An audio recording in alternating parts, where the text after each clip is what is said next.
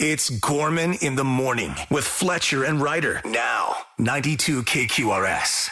Gorman in the morning on Minnesota's 92 KQRS. Good Tuesday morning. It is the 2nd of December. I'm feeling Minnesota, Paul Fletcher. So if you don't mind, how about some headlines? All right. Minnesota air travelers who haven't yet gotten their real IDs, it feels like we've been talking about this for a year, will be charged a $45 fee beginning in February. The updated ID has been required since May, but passengers without it have so far been allowed to clear security with additional screening and a warning.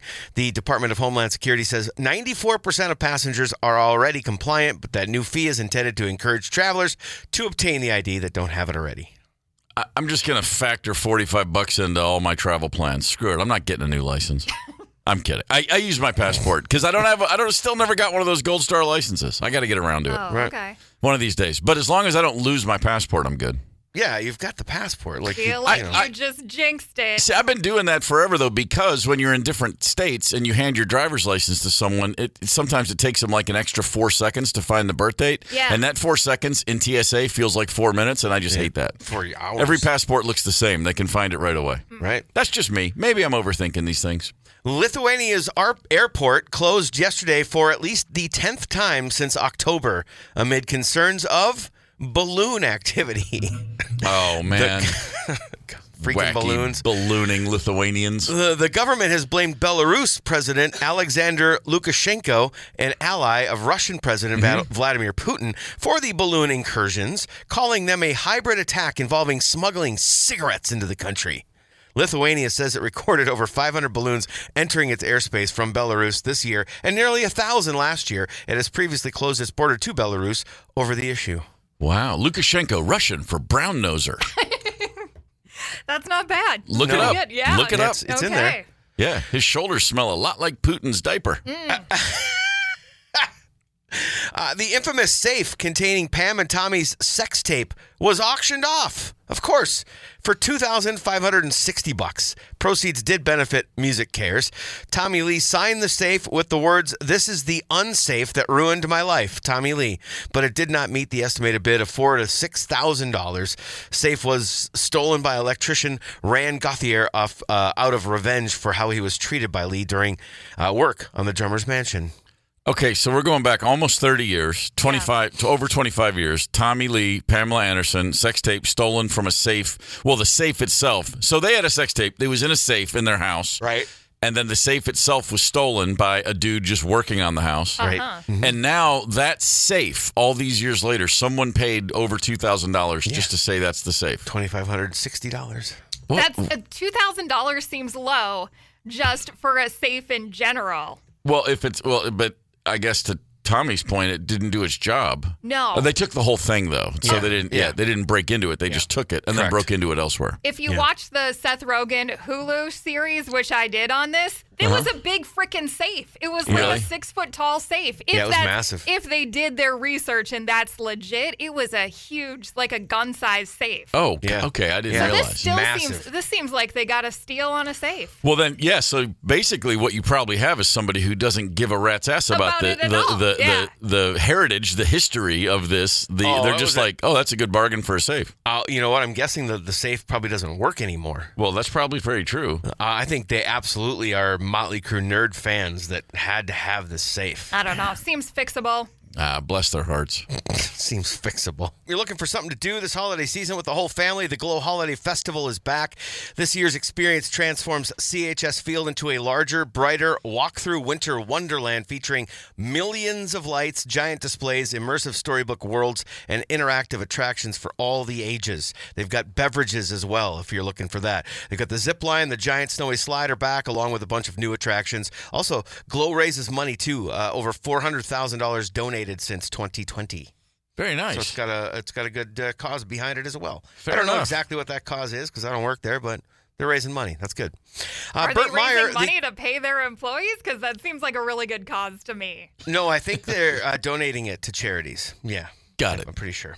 Burt Meyer, the creator of iconic childhood toys like Rock'em Sock'em Robots and Light Bright, passed away at the age of 99. After serving in the Navy and studying art, Meyer found his calling at the toy studio, where he left a lasting impact on the toy industry. Steve Meyer, his son, expressed his father's pride in bringing joy to children through toys like Light Bright. He said he just was happy at how much joy it brought to people. That's all he had to say, I guess. He basically said the same thing. He created games like Pretty Pretty Princess, which Steve, you loved that, didn't you? No, but the Light Bright song has never left my mind from the early 70s. Oh, Light yeah. Bright, making things light. Come on, man. Light Bright was all, I was all in. It was between Light Bright and Bing Bang Boing, I had some happy Christmases in the 70s. Dude also created Catchphrase.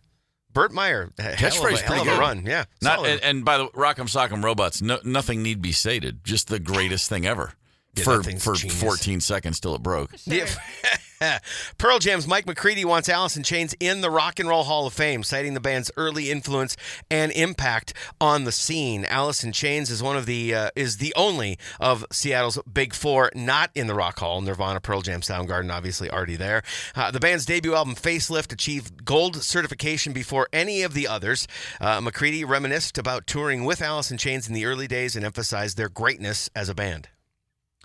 No argument. That album, Dirt, boy. Yeah. I remember listening to that going, oh, these guys are kind of serious. They're not messing around. That's a darkness that I can't even imagine getting down on tape. That's a great record, man. Dude down in a hole. Badass band.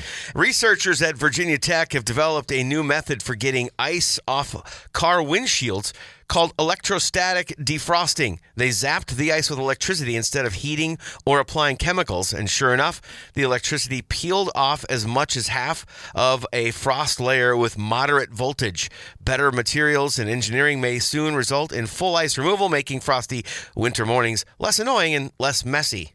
Hell yeah. Like a bug zapper for my windshield? Sure. I like it. Yeah, what's the application? I mean, how are you doing this? You're just walking, I mean, I'm curious. All of us, applying some of us electricity. Park outside. No. I'm saying, what is the delivery system for electricity? You have a little button in your car, and you got a little, probably a tiny voltage that's like a little stinger that's attached to your windshield. I'm guessing, or multiple, or maybe there's two on the bottom, to 8 of them across the windshield. I was imagining like a cattle prod, like you go up to the windshield. I and like you give that it a little better. zap. Yeah. Yeah, I suppose. and back off on the whole. Some of us have a park outside. Okay, easy. Morning rage on Tuesday. Oh, man. That's what I've got. Sports time. Hey, the Minnesota Vikings announced yesterday that Adam Thielen is moving on. They have waived him. So weird. I don't think it's weird at all. I think he wants to be on a contender. It's his final season. He announced, I'm coming back to Minnesota to retire, with the expectation that he would be on a good football team that's in the hunt. Right. Yeah. They are not in the hunt. That is the Vikings. And he's like, hey, guys, and from all accounts, he just wasn't like, there was no demand. It wasn't you have to trade me. He goes, This is a sign of respect for him. yeah, guys, do you think maybe you could just cut me loose since we suck and I'd like to go try to win a trophy? Right. And the team was like, yeah, you know what? Cool, dude. We'll do that for you. And I mean, I know it's one of those just like, oh, we just got him back. But this is an awesome thing. First things first. I mean, most importantly, he said, look, I'll be back here when I retire. I'm going to retire a Viking. I'm a Viking. I'm a Minnesota native. Nothing's ever meant more to me. This team is in my bones. It's in my heart, and it's part of my DNA. Yeah. That said, just go get a title, dude. I mean, it'd be awesome if he got traded. If a team picked him up and found their way to a Super Bowl, wouldn't that be a great story? It'd be awesome. He would still come back, retire as a Viking. Everybody would be happy. Ryder, you That'd just be got real cool, but who the freak is going to pick him up? There are 4 weeks left in the regular season. You know what? He'll do it for a bag of peanuts. Yeah. I mean, I suppose. If I'm Mike Vrabel of the New England Patriots, who are now 11-2, and I'm That's thinking, weird. Let me bolster. I don't have a great receiver core. I could use a veteran with some experience. Yeah. And in a Super Bowl, one play no one's expecting for a 12-yard gain. I mean, that's huge. Mm-hmm. And Thielen could certainly be that kind of a contributor to a team. I don't know. I wish him the best. I hope it works out. I think it's a really cool move. Speaking of the 11-2 Patriots, Drake May, that guy, the quarterback, legit MVP candidate in his second year, and all I do when I watch him play is think, We should have offered Justin Jefferson for this kid. What's the point of having JJ on your team if no one can pass to him? Get the quarterback. Look at the receivers on the Patriots. They are nowhere near as deep as ours, and they're 11-2. Yeah. We really could use a time machine and a Drake May draft pick. That's just me. That's just hindsight being 2020. Quick hockey note. USA Hockey has named its preliminary roster for the 2026 World Junior Hockey Championship. Yeah. 28 players, 8 of whom are from Minnesota. There we go. Come on. Nice work. Nothing surprising about this at all. Fantastic. That's how it goes. You got a couple of Gophers on there. You got a Badger, and you got a bunch of guys already playing up in Canada. Nice job. 8 out of 28. That's a good percentage. Absolutely. The Wild are at Edmonton tonight. The Wolves are at New Orleans tonight, and the Twins still suck. Yeah. Wow. I'm just saying they haven't been able to do anything. Yeah, but they haven't lost a game in a month. Right, but it was close. Loretto. What's up, Loretto? Hi. Come on. How are you? Hey, the Oxford English Dictionary. Bunch of smarty pants over there in Oxford. Every year they release new words, and most importantly, their word of the year. The word of the year. We're going to lay it down momentarily. It's annoying. It's annoying? Yeah. I can't wait to hear it. Gorman in the morning. Coming right back. 92 KQRS. Streaming from 92KQRS.com. Gorman in the morning is back. 92 KQRS. This next little bit of content is designed to piss you off. Yeah. Paul Fletcher. Oxford Dictionary's word of the year. A word that is described as online content deliberately designed to elicit anger or outrage by being frustrating, provocative, or offensive. The word of the year, it's actually 2 words, rage bait. I'm not saying they didn't pick a good word for the year. It fits. I've heard it twice in the last week. I've heard, I'm so tired of seeing this rage bait on my For You page. Right. And he thinks he's so funny, but it's obvious rage bait. Like, I'm so tired of hearing those 2 words. Really? Oh, so the kids are using it constantly. Oh, okay. So the kids are on. My kids are on it like constantly. Yeah. I mean, that's where the heartbeat is, right? Of everything going on in culture is our kids. Your kids aren't following the same. I hope they're not following the same people I follow on Twitter, because boy, that's just nothing. But no child needs to read that nonsense. All the political animus from every possible side of the table, just going nuts. I look at social media now just to make sure that I'm still awake. Anytime Steve posts an "Oh honey" from his Twitter account, I'm like, I'm not going to read whatever that was in response to, because it's probably just going to make me irritated. I do love some benign rage bait. Yeah. Is the dress blue and black or yellow and gold? Freaking love that stuff. That's still not that great. There's that one. I love that rage bait. And then there's do you hear this word or that word? And it depends on which one. And it's like, and it's not melon and lemon. It's like Canterbury or dingo. Like, what? Those words don't sound anything alike. Why am I hearing whichever one I'm reading? It's really strange. The latest one I saw was if you see the horse walking forward, your left brain. If you see the horse walking backwards, your right brain. Right. Was that a bunch of trees or something? Maybe. There was a Lions player who posted what should be some rage bait on Twitter, and it was like a giant tree, and he said something about a horse and a rabbit, and I'm like, all I see is freaking Godzilla, man. Oh, I saw that, and I saw the same thing. I was like, what about the monster? What about the guy that's going to tear down the TransUnion Tower in San Francisco if we don't get a hold of him? Yeah. The horse thing I saw was not trees, but I saw what you were talking about in that too. Yeah. Yeah. It's Godzilla. Right. By the way, other words that Oxford was considering, the other 2, so there were 3 on the short list. Rage bait is the winner. I like it. The first one is biohack, and that is defined as when you attempt to improve or optimize your physical or mental health using things like drugs, supplements, and new technology. Sure. But if I said, "Hey man, are you okay?" and they said, "No, I'm just biohacking," I'd smack them in the head. Yeah, because I thought that stoned. was like There's something that farmers do. Thank you. Yeah. Based on those 2 choices, they've made the right decision. And here's another one: aura, AURA, aura farming. What? Aura farming, which is cultivating, quote, an impressive, attractive, or charismatic persona online to convey an air of confidence, coolness, or mystique. You want some mystique? Log off. Yeah. That's the way to get some mystique. That one, like, Get There we away go. from the internet. I had never even heard biohacking until you just said it. Okay. Aura, definitely. Earlier this year, that was another one. Aura that the kids farming? Not aura farming, just Oh. aura. But aura farming is derived from having aura. You know what I mean? Aura's an old one. It's been in the dictionary for freaking ever, though. For sure. But the kids were using that this year a bunch. Like, oh, that person's just got so much aura. Like, oh my God. I think for exhausting. your mental health, it's going to be really important that you just stop talking to your kids. No, I have to. No, you don't. I gotta No, know. see, no, what's going you're on wrong. in their No, life. you're wrong. You're I don't wrong. think No, you just do. don't talk to them at all. Yeah. You've done your job. They're old enough. Just check in. The Check in. 9-year-old still needs to be molded. Check in a couple times, please. Dude. They're who they are by 3. There were I mean, many- the rest is window dressing. Yeah, there were many times my dad communicated with me with just a look, and I knew Yeah. exactly what the freak it was he wanted me to do or stop doing. Absolutely true. And I mean, I can say the same thing. And look at me and Ryder. Not a neurotic bone in either one of us. Sure. Sure. You know that's true. All right, we're having some fun now, but are we having enough fun? Let's talk about the fact that there are apparently now there's a definitive list of the most fun cities in America. Curious your thoughts right off the bat. Of course, this has a lot to do with your definition of fun. Yeah. That's very true. It's not PHUN, it's FUN. Good old-fashioned fun. Okay. Speaking of fun, let's talk about the most fun cities in America. Now, granted, everybody's definition of fun is a very different thing, but Correct.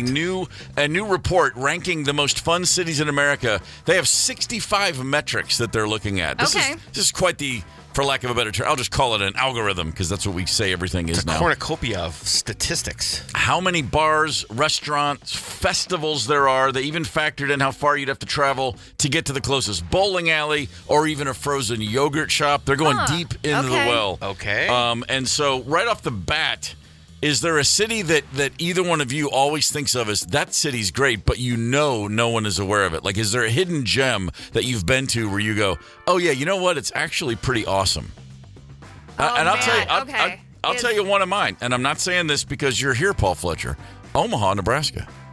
I was actually just going to say It's Omaha, a Nebraska. pretty cool town. Yeah. And I've known that for a long time. And I'm always, anytime I've been there, I'm always like, I can't believe how cool this is because I always forget that it's a pretty cool town. Yeah, we're like market 17-ish, 15-ish. Right. That's closer to 80-something. Yeah, And so yeah. for the size that it is, Sure. there's a lot to do considering how small it is. And it's not like your classic, say, college town. Like Athens, Georgia Right. is an awesome town, but there's a humongous university there that fuels so much. Omaha, I'm sure there are colleges there, Right, yep. but nothing like, I mean, it's not like the University of Nebraska is there. It's not like there's a giant, that's not really the scene. It just has Yeah. a bunch of great art scene, great local, the people that are there want to be there. Solid Okay. music Does that make scene, sense? sports scene, Yeah. art scene, like you said. Good food scene, actually. I haven't lived there in over 10 years, but that's how yeah. it was when I was there. It's probably just gotten better.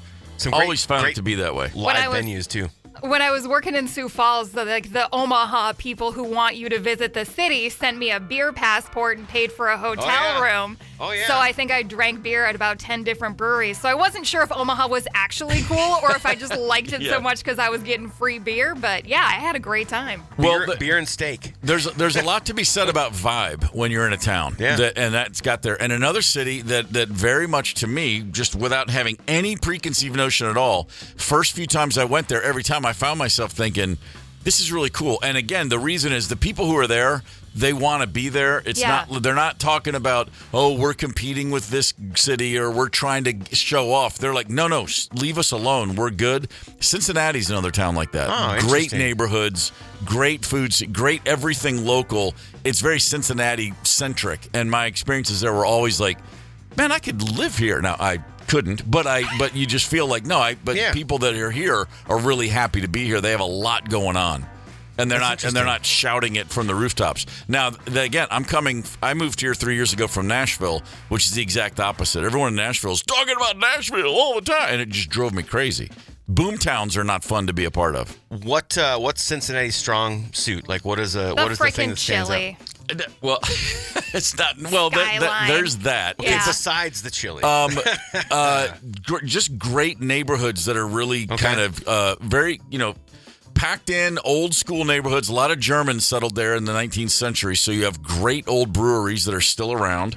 Not unlike this area with no shortage of great breweries. But you've just got neighborhoods that have been established and they didn't overgrow them. It's like, no, if you want to put that somewhere, go to the suburbs. We're not touching this 130-year-old neighborhood. Leave it as it is. And that's really cool. Now, that's a normal thing in a lot of places. But in the South, southern cities love to just Shermanize themselves. Like, oh, just tear that down and build something new, man. We're going to keep up. And it's like, no. Leave the old stuff and put that out in the sprawl. So it's anytime I go to a city that's very happy, like Minneapolis, when I first got here, I was so struck immediately by how no one's walking around talking about how awesome it is here. They're just living their lives. And every bar, every restaurant, every game I went to, my first 6 months here were my central nervous system relaxing. Like, oh, we're just living. We're not promoting. Because we don't want outsiders to know. A really great thing. Really did my central nervous system a solid by getting out of the boomtown of all boomtowns, Nashville. You know what? One just popped into my head. It is completely out of left field. Okay. Winnipeg. Really? I'm serious. Yeah, it's been let me think here. It's been 15 years since I've been there. But me and a girlfriend went up there to see a band in a small club. And I was just kind of blown away by how the downtown area was. It was bigger than I expected it to be. Super vibrant, which I kind of just thought, Winnipeg. You know what I mean? Like, I didn't expect it to be, I'm not saying it's New York City or anything like that, but it just, the energy of the town and the things to do within walking distance kind of shocked me. First time in Winnipeg, I flew into Winnipeg in 1990, and the guy at Customs welcoming me to Canada said I had a VHS tape in my carry-on, and it was of The Simpsons. 1990. You know, people we were on tour the whole year, and I had people at home who would record a full VHS tape of The Simpsons. I'd pick it up, and then we'd have something to watch on the bus. Right. You know, you have to think about these things. It wasn't like now. Sure. So I had a VHS tape that just said simply The Simpsons, and the guy, I'll never forget, he pulled it out, he goes, so what's this now? Is this porn? And I said, is it porn? And he goes, you can't bring porn into the... And I said, it's The Simpsons. And he goes, yeah, is that porn? And I said, it's The Simpsons. It's an animated, it's like a cartoon show. And he said, is it a cartoon of porn? And I was like, I looked at the guy, I was like, are you a robot? What are we doing here? Are you an addict? And I laughed and I said, man, you got to get out more, because I was dumb and thought, what's this guy going to do? Sure. What he did was went through all of my stuff and then squeezed all the toothpaste out of the tube onto a table, just in case I had drugs in a thing of Crest. Because you were being a smart ass. Wow, dude. Yeah. So anyway, wow, that's a high-strung Winnipegger. Pretty high-strung. Yeah. No kidding. There was a peg joke there, but I'm going to leave it on the table. That guy's got a Canadian goose farm somewhere. He's just raising angry birds. Most fun cities in America on the Luther Westside Volkswagen Talking text line 651-989-ROCK. All right, let's get to it. Let me know what you think. What are the most fun cities? A lot of texts are coming in, and yes, before we give you the top most fun cities, some unexpected contenders on the text line. Mark says Renner, South Dakota, small town north of Sioux Falls, great people. Ryder? What? Renner? No? I mean, if you're in the Sioux Falls vicinity, sure, whatever. But like Brandon, South Dakota is the gateway to Palisades State Park, which is a very cool place to go kayaking. And Larchwood has not one, but 2 strip clubs. Okay. And there's like 1,200 people that live in that. Really? Mark, work a little harder. Renner's fine. I love going to towny bars like right outside of Sioux Falls or whatever. Like, that's very cool and super cheap. But you can do South better, Dakota Mark. correspondent Ryder with a rebuttal. Right. Yeah, Renner sounds like a great place if you don't have a lot of choices. Okay. Fair enough. That's what it sounds like to me. Give me one more before we go to this list. Serpico says my 3 favorite towns. He's doing Rank You Very Much on a Tuesday. Deadwood, Charleston, Duluth. Charleston what? South Carolina. Oh, okay. There's a few. Charleston. Oh, yeah, fair. Charleston, South Carolina, great food town. Tell you that, man. Yeah? If you want some damn shrimp and grits, they're falling out of trees down there. Just telling you. Duluth, Minnesota. Not a lot of experience. I've never stopped. I've just go past it on the way to the lake. Yep. You never hung out in Duluth? Never even got gas dude. there. They got the cool lift bridge and everything, and little cute downtown area. People tell me it's sure. pretty great. I got to do that one of these days. It's like Stillwater except bigger. I like it, and I love the idea of it. But anytime I'm there, I'm on my way to a cabin or something, and I'm just I got to get there. Yeah, I don't have 3 hours to spend in Duluth. I got to get to where I'm going. Yeah, it'll happen. It'll happen one of these days. All right. So according to this list that we have, just a few random selections. Number 65, Detroit, Michigan. 65? What? That seems low. Detroit's pretty great, I got to say, and that's not because my parents are from there. I don't know Detroit. When I'm there, I was there in September. It's like what is this place? I know nothing about it other than I'm from there originally, but it feels cool. Great vibe there. Music, cars, and football. Boston, number 29. Let me just go ahead and put the kibosh on that. Dude. No, they're too angry. Really? But that's what makes them fun and funny. They got the weird accents. They don't really sound that angry. I don't know. like hanging out in Boston. So much cool old history and crap there, too. Number 24 is Pittsburgh. Don't tell me about that sandwich place, and I get along with you fine in Pittsburgh. You go there, and all anyone wants to talk about is, you got to get it from Manny Brothers. They put the French fries on the sandwich. Shut up. It doesn't, whatever. I get it. Fine. All right, but let's just get right to it. So I mentioned Cincinnati. That's in your top 10 on this list. Portland, Oregon. I've had a fine time in Portland on a number of occasions. But let's get right to your top 3. First things first, number 3, Miami. No. I'm sorry. What? It's just too much. It just seems overrated. It's just in your face. Okay. Yeah. But I guess that's what people are looking for. Fun to them is just 247 neon noise. Number 2, Orlando. Absolutely not. What the hell? Yeah, this is Orlando. Theme Park Central? There's freaking gators there. That's got to be cool, right? Call it Disney. Don't call it Orlando, the city. There is nothing going on there. Why are gators cool? That's what I want to know. What? Because So they're you bite your ankle off? man-eaters. Yeah. Well, actually, eat your it's foot? crocodiles that eat people. You're Gators gonna come don't home eat with people. Hey, I went on a vacation and came home with a peg leg. What? Oh, yeah. I'll take an airboat tour. Number 1 most fun city in America. Not a surprise, but a clear sign that we're all really troubled. Las Vegas. If it's so much fun, why is it all empty now? Ha ha! In your face. In the world to have herpes. It's a great place to have herpes. A great place to get herpes, probably. Las Vegas. The first time I ever was at the Hard Rock Casino, which is a long established thing now, but that was brand new in the mid '90s. And to tell you how far things have come in 30 years, first time that went to the Hard Rock Casino and played blackjack, they were playing rock music in the casino, and that was like, oh my God. They're playing good music. Because casinos did not do that. Right. It was like astonishing to have rock music playing while playing blackjack. I was like, well, I was going to do 8 hours. Looks like I'm going to do 12. Yeah. And it was amazing. That was such a groundbreaking thing. Because before that, even like the big ritzy casinos, they were not playing rock music. Were they playing like Rat Pack stuff? It was like or just general music. It was just noise.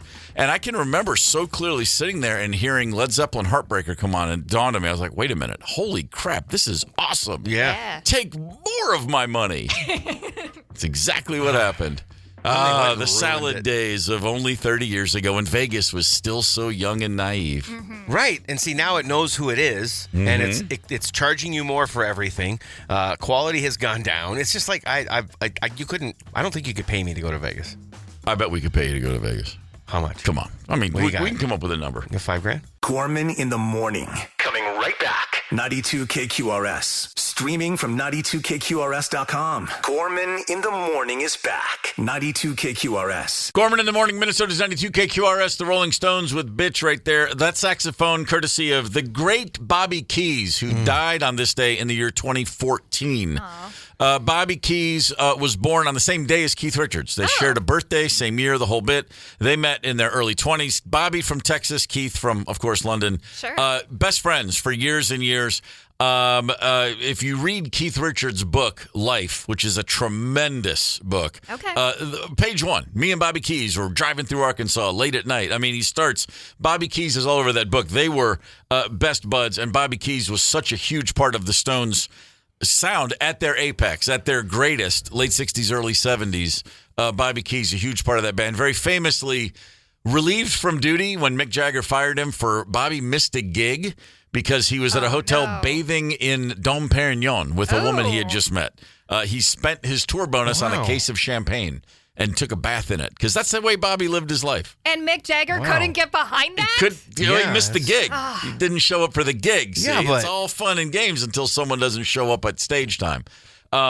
Bobby Keys was a buddy of mine. I knew him for years, and in fact, today, December 2nd, 31 years ago, 1994, is the first time I met Bobby Keys. Okay. My former band, the Black Crowes, right around the release of our third album, we did a tour in clubs under an assumed name just to go do that, and we played First Avenue on that tour. We were called the OD Jubilee Band, and when we were in Toronto on December 2nd, we played a place called the Opera House, a tiny old vaudeville theater in Toronto, vaudeville era. And we were playing the show, and the Stones were in town rehearsing at the time in Toronto. And we get off the stage before the encore, and Ronnie Wood and Chuck Leavell, the piano player, and Bobby Keys and Mick Jagger are in the dressing room. And we're No way. oh, hello, guys, from the Rolling Stones. Yeah. And they were like, what's up? And they're like, oh, yeah, show's That's great. rad. And we were like, oh, you guys want to hop up for a few? And everybody said yes except Mick. So Chuck came up and played piano. Bobby didn't have a saxophone, but he grabbed a tambourine. And then Ronnie Wood played guitar, and we went out and jammed, had a great time. And the whole time we were on stage, when we brought them out, the place just went berserk, as they say. Yeah. And Mick is on the side of the stage. And at one point, our singer, Chris, looked over at him like, come on, man, gave him the nudge. We were playing old blues songs. Mm-hmm. And Mick was like, no, it's good. I'm not gonna. And which was a wise decision because it would have been bedlam. Truly would have been and I think Mick was saying you guys have had a great night here. Don't let me ruin it by taking all the thunder, which he would have done. Yeah. Right. So it still would have been cool to us. But it was one of those. It was a game time decision. But that night we had a great drink up afterwards, and that was the first time I ever spent time with Bobby. And then we became friends. And then in 2011 in Nashville, Tennessee, where Bobby lived and I lived there, we put a band together for him just to do when the Stones in between tours, they would have breaks, they'd take a year off here and there. And Bobby, as an aging saxophone player, he didn't want to practice all the time. He wanted to have fun, but he would lose his lungs, as he would say. He'd lose the air. Yeah. Long story short, a few of us hanging out one night talking with him, Dan Baird from the Georgia Satellites and me and a few other local musicians. We were like, well, Bobby, let's just play some shows. Let's put a band together and we'll just, that gives you something to do. And so Bobby Keys and the Suffering Bastards was born. Oh, nice. And we played a bunch of gigs all around Nashville and then ended up going to New York and down. We played all over the place for a few years. And the whole set list was just songs that Bobby played on. Okay. And so we would play all this Stone stuff. Yep. Like John Lennon, Whatever Gets You Through the Night, Eric Clapton songs. We played Dion's The Wanderer, which Bobby played the saxophone solo on when he was 16 years old. Wow. His career was just unbelievable. Anyway, Bobby was just I said one time, getting into a room with Bobby Keys, it's like jumping into a convertible that's already going 100 miles per hour. He was just his autobiography, it's called Every Night's a Saturday Night. I mean, he lived that way right to the end. He was the most fun, greatest hang ever. And of course, that sound, his tone, his saxophone playing, to me, the greatest in rock and roll history. Just what a tremendous, tremendous character and personality, but also musician. And the world's a darker place without him, man. He really was something very special. One day at rehearsal, he said, look what I found. And he showed me his phone. And he had just recently come around to the fact that his phone had a camera. He's like, wow. Okay.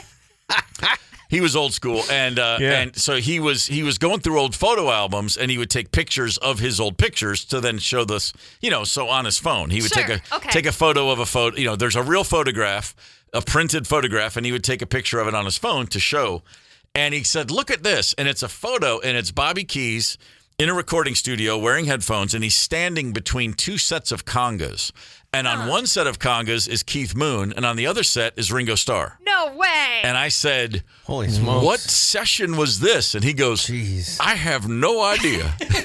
He said, I've been looking at this photo for 2 days, and I can't remember a damn thing, but we probably had a good time if I don't remember it. I'm like, yeah, I imagine you did.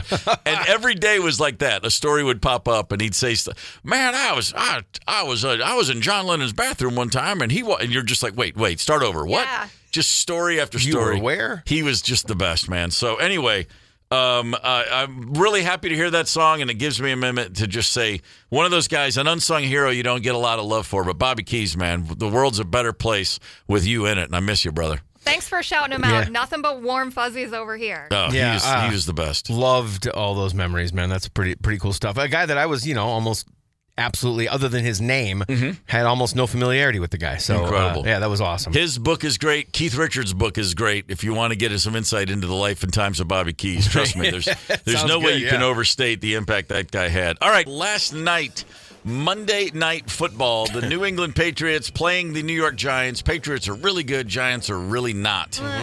And, one of the weirdest things I've ever seen watching a ball game on any level is when Giants kicker I'm about to say his name backwards. I'm completely Young Ho Koo, not Young Koo Ho. Sorry, Young Ho Koo comes in for the Giants. They're already down 17-7. He lines up a 47-yard attempt that, at the time, it puts the game right back into being, hey, this is a pretty good game. Okay. And it didn't go quite as planned. 47-yard try now by Young Ho Koo, and he stumbled. I don't think I've ever seen that. Looked like he just stubbed his foot right into the turf.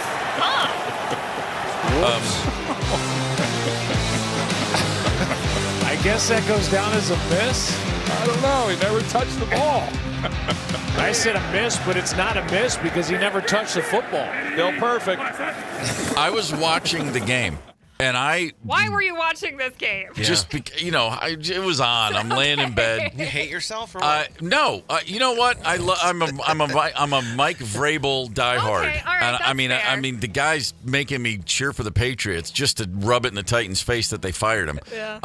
No, but I'm watching the game, and so basically what happened is Young Ho Koo, a field goal kicker who's been in the league for years. As he goes to kick the ball, he plants his left foot, swings his right foot down, and doesn't get anywhere near the ball. He drives his foot right into the turf. Yes. The way many people do with, let's say, a sand wedge. When you smash the dirt way before the ball. Yeah. But his foot, it wasn't like he grazed the grass. No. He just full on... I think he misjudged the entire approach. It looked like his left foot was about 2 inches from the ball. He was everything was a mess. No, the whole thing was completely off. Yeah. And the port, the holder, the guy who's going to receive the snap and place it down, he's like, what the? And all he can do is jump up, stand up, grab the ball, and look downfield, and before anything, get tackled. It went down officially as a sack, which is what that's called. It was just an absolute Keystone Cops insane moment. But I was thinking about and you hear Troy Aikman say, I've never seen that before. Yeah. I've watched football a lot. I've seen bad kicks. I've seen bad snaps. I've seen horrible moments. I've never seen anything quite like it. And this is from a guy, again, who's been in the league. He's, 30, 31 years old. He's been around a minute. Isn't he usually pretty good? Yeah, okay. Absolutely. It's just the strangest thing. I can't imagine what the explanation is. But just sitting there, within 2 seconds, I had my son texted me. He goes, "Are you watching this game?" And I go, "Yeah, what was that?" I mean, it's just not something you ever expect to see. Right. And of course, I started thinking man, that's going to be a tough one to live down. And this is already a professional football. I mean, he's a kicker in the league for years, a pro, and he is going to be, it doesn't matter what he ever does. That's what he's going to go down as. For sure. And I remember as a little kid, there was a really famous kicker, Garo Yepremian for the Dolphins, who there was a botched snap and he tried to kick the ball as it was bouncing away, and it was just a blooper. But for years, that's all you thought of. Great kicker, wonderful career, and forever he's the guy that had that crazy play. I know. And now it's going to be a coup kick. The coup kick is going to be is there forever.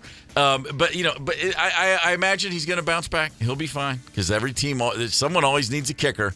No word yet. I don't think the Giants are releasing him. They're 2-10. It hardly matters. Yeah, but in the grand scheme of things, you see a lot of kickers. You see a lot of moments. And I mean, Vikings fans, of course, not at all immune to.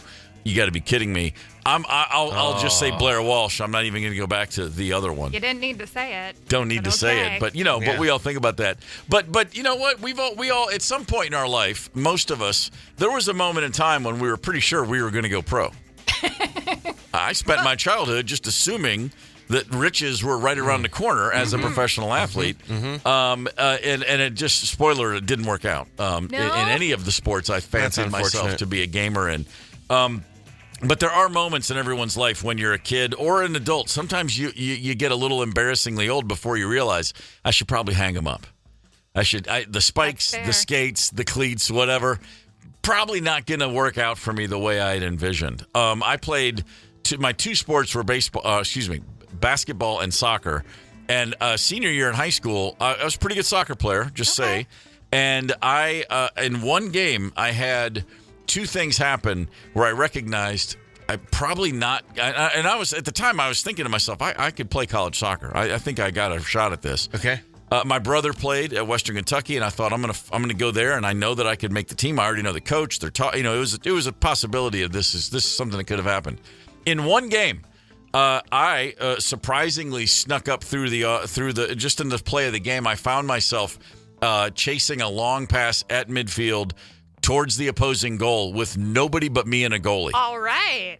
Yeah. And I had 30 yards alone with the ball at my feet to figure out what to do. And what I did was I just shanked a shot wide of the goal that anybody, 99 times out of 100, that's going in, and I just shanked it. I got a little too excited. I played sweeper, so I wasn't normally in an offensive position. Okay. And I was like, oh, you got to be kidding me. But it was okay. We were winning the game, and everybody actually kind of laughed, like, oh, Steve, he's a defender, and he had a moment.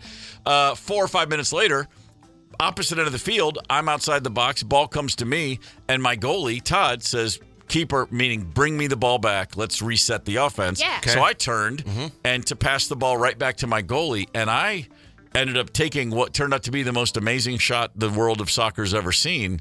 I lifted a ball with a beautiful right to left hook right over my goalie's head into the top corner of the net. Oh, the most beautiful goal I ever scored. Wow. For the other team. Yeah. It'd be great if you can find somebody to help me out here. I'm just going to sit down. Those two things happened within about 4 or 5 minutes of each other. And I was like, maybe I'll just start studying. Maybe I'll think about another job. I don't think this soccer thing's going to work out. We've all had those moments. I want to know about yours. When did it all go sideways? Brutal. How old were you? Luther Westside Volkswagen Talk and Text line. Call or text 651-989-ROCK. Painful moments in sport when we realize maybe it's just not for us. 651-989-ROCK is your Luther Westside Volkswagen Talk and Text line, Paul. Jade says, I learned sports were not for me in middle school baseball. Baseball has 3 strikes before you're out. Right. I got pelted in the face 3 times across 3 different teams. Oh. I decided that was my 3rd strike and didn't finish out the season. That from Jade.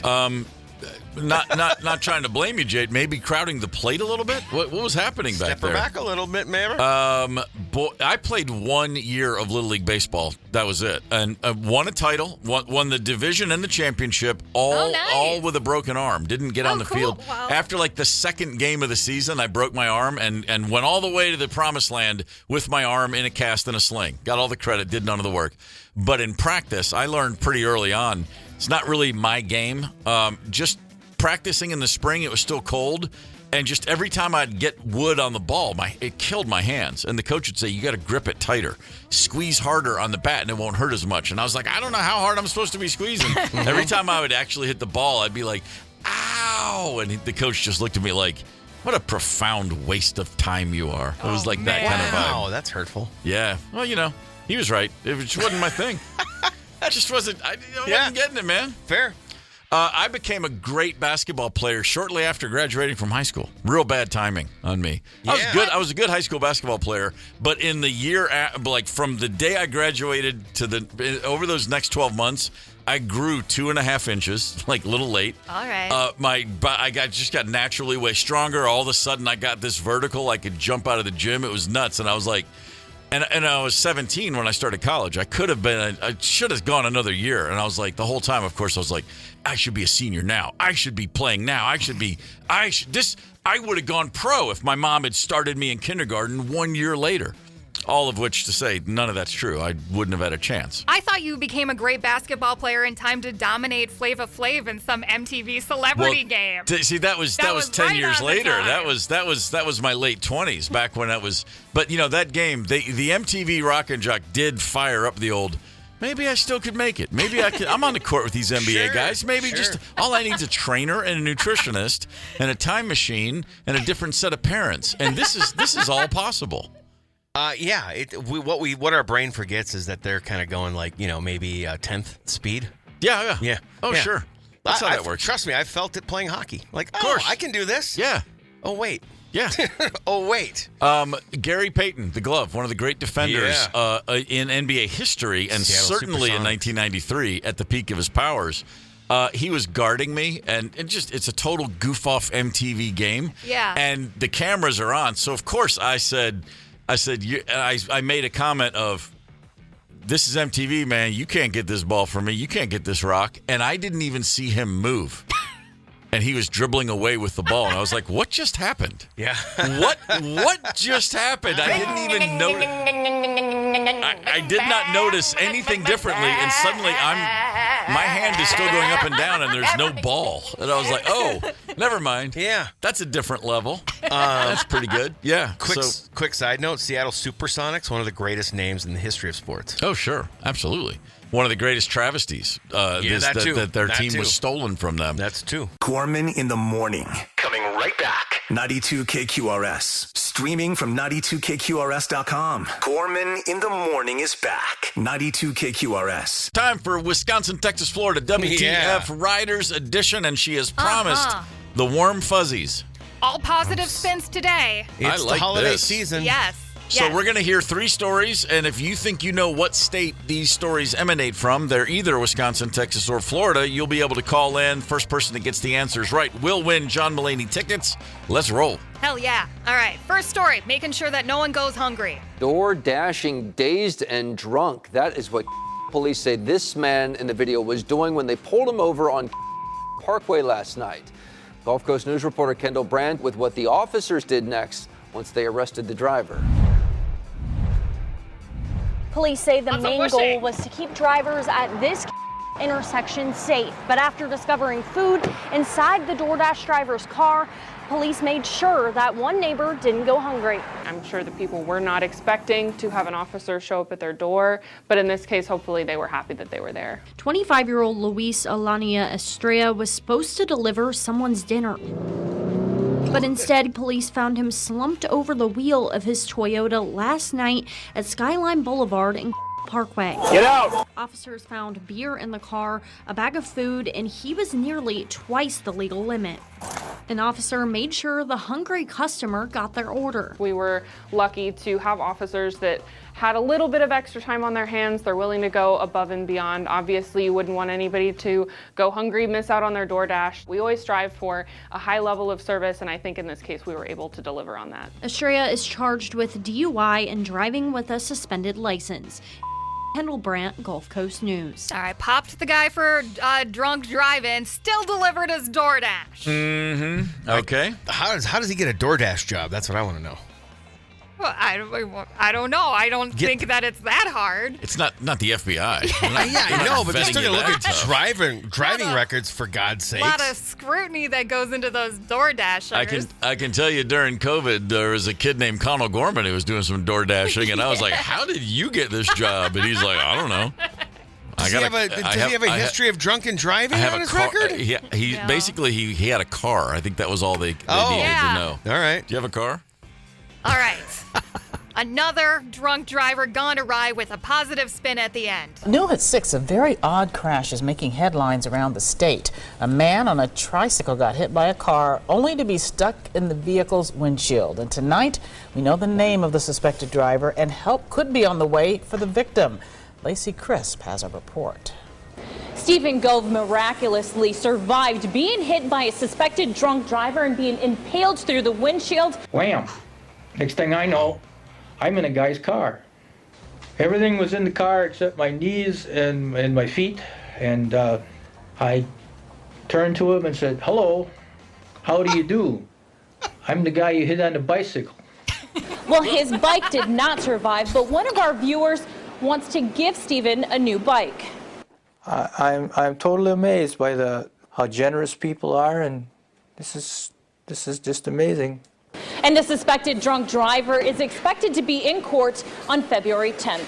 In Lacey Crisp. There you go. I mean, I know it's guy not, goes through a windshield, gets a new trike. it's hardly the most important part of the story, but the reporter's name is Lacey Crisp. Yeah. Wow. She gave up a world of stripping to be on the TV. Lacey Crisp. Okay. All right, and finally, citizens apprehend a criminal or a accused criminal on the loose. A police chase ending in a porta potty. Yes, you heard that right. Police were attempting to stop a car suspected in a previous hit and run when the suspects crashed again and ran off. Little did they know the foul way this would all end. Jenna Ray has our exclusive story. It started around noon on Wednesday. Playing golf with my father-in-law and my neighbor. Adam Westermeyer was finishing up his second hole at Lincoln Park Golf Course, making his way to the third, when a crime unfolded on the other side of the tree line. Police were attempting to pull over a stolen white Dodge Durango, which you can see here, speeding under the bridge on Port Washington Road, then crashing into two oncoming cars. The Durango then makes its way across the median before crashing into the barrier on the north side of 43. We heard the crash. We didn't know what was going on. We see the first guy, real tall, thin guy, come running past. I'm like, we're not jogging on the golf course. He runs past us right into the woods over there, and then I see a younger kid running behind him, and he goes right into the porta potty. Video taken by Alyssa Boland shows Glendale police officers speeding across the green, heading straight for the bright orange porta potty. As you can see, this is where the porta potty used to sit here at Lincoln Park Golf Course. That's before golfer Adam Westermeyer pushed it over with the suspect inside. There was no thought. I just knew what the right thing was to do, and I did it. Adam tipped it over and heard the sloshing from the porta potty. It was literally a crappy situation. A messy situation for some, as police were able to take two of the four suspects into custody. For the rest of the golfers, it was just another day on the green. Jenna Ray, TMJ4 News. You weren't kidding. Warm and fuzzy. That really warm is a fuzzy. crappy situation. Yes. Man, I can't believe they worked in the legendary pun. All right. WTF is the game. Patrick from Otsego has called in. He's got the right answers.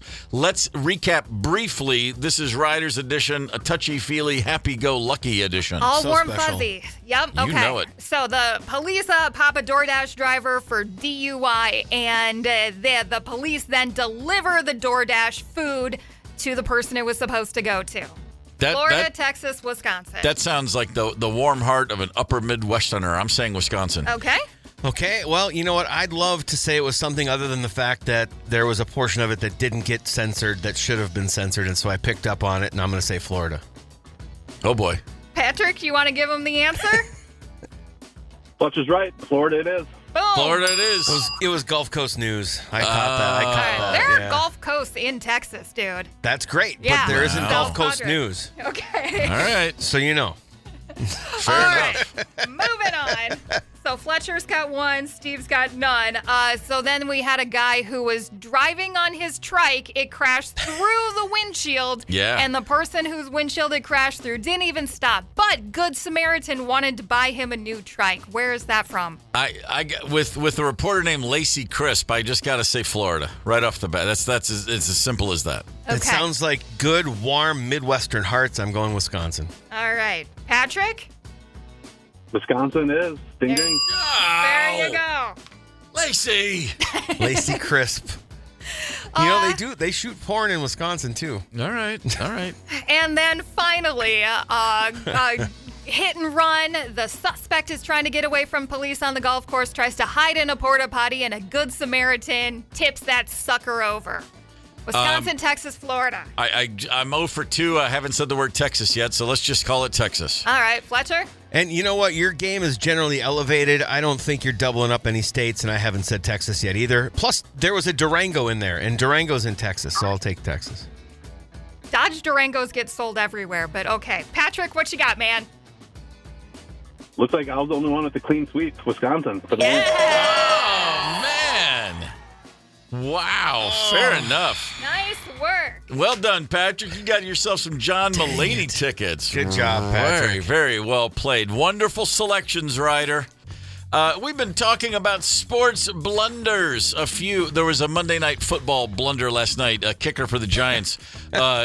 He put his foot deep into the turf as opposed to on a field goal attempt. It was pretty bizarre. Yeah, it was. And so, of course, it got us thinking about moments in our own lives, maybe, when we weren't, as it turns out, quite the athlete we may have thought we once were. Sometimes it happens when you're a kid. Sometimes it happens a little later in life. A few people have commented on the Facebook page, Ryder. Yeah, John's got a heartbreaker. He says, put so much spin on the cue ball, it popped off the rail, hit the light, dropped back onto the table, did a 180 curve, and then scratched. All during regionals. Wow. Oh, man. Not good. That's a rough one. It's is. amazing how these moments do stay with you throughout life. Mm-hmm. Yeah. I was talking earlier. I told a soccer story. The last high school basketball game I ever played, home game, I should say, my senior year. My last home game, I had a great game. It was my high scoring game of the season. I had 25 points. Nice. But there's one shot I missed because as I was going up to shoot, I was like. And I was on a roll. I was just flowing. But this one I went, probably shouldn't shoot from this far out. This just went, I was pulling up for like a 19-footer, and I was like, oh, it's a 21-footer. And so I shot it a little long because I allowed myself to think while shooting a ball, which is never a good idea. Right. And that ball, that shot, to this day haunts me. That shot against Fordsville. I can still see it. I still remember going, no, what do you... I had just been like, I was unstoppable. I was on fire. 21 points in the second half. Who can remember? I can. And that one shot, it's like, it's the one that got away. Just kills me. Was it the Fordsville Fighting Beavers, or what was the...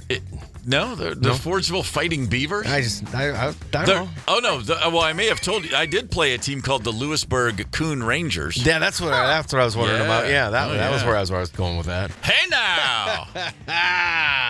We've been talking about sports blunders. Speaking of blunders, sometimes I just forget to hit buttons. Got a few, and by a few I mean a ton on the Luther Westside Volkswagen Talking text line. Paul? Tubby came in with 8th grade free throw contest. Okay. Most made out of 100. Right. He was eliminated from winning on shot 73, but then went ahead and made his last 27 in a row. Oh, no. Oh, man. Well, the pressure was off. Yeah. See? Just started draining from that point. Man. That's like, the best bowling game of your life is when you leave the first frame open. You're like, screw it. And then all of a sudden you're just throwing fire for the rest of the run. My greatest bowling game ever in Slovenia.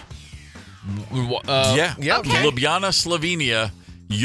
However you say it. Ljubljana, Slovenia. On a mushroom hangover. Huh. They have proper lanes in Slovenia. They do. Go figure. How about that? Wearing overalls. The whole picture is just so bizarre.